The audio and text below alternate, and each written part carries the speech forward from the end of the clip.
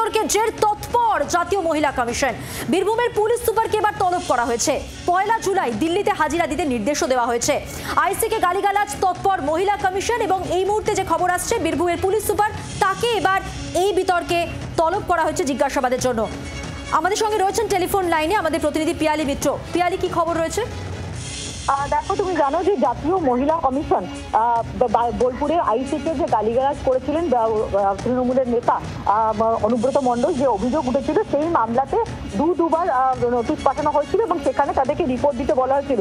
2 দফায় জেলা পুলিশের তরফ থেকে যে রিপোর্ট দেওয়া হয় সেটাতে কিন্তু জাতীয় মহিলা কমিশন তারা সন্তুষ্ট ছিলেন না। তার কারণ সেখানে এফআইআর এর ডিটেলস ছিল না এবং সেক্ষেত্রে তাদের বক্তব্য ছিল যে যেহেতু সেন্সিটিভ মামলা সেই কারণে তারা এফআইআর এর কপি তারা আপলোড করছে না। এই যেহেতু তারা অসন্তুষ্ট ছিল সেই কারণে পুলিশ সুপার বীরভূমের তাকে 1 জুলাই দুপুর 12:30টার সময় দিল্লিতে হাজির হতে বলা হয়েছে এবং সেখানে তাকে বেশ কিছু নথি নিয়ে যেতে বলা হয়েছে। তার মধ্যে যেরকম এফআইআর এর কপি, তারা বলছেন যে সেটা সংবেদনশীল মামলা সেই কারণে তারা আপলোড করেনি।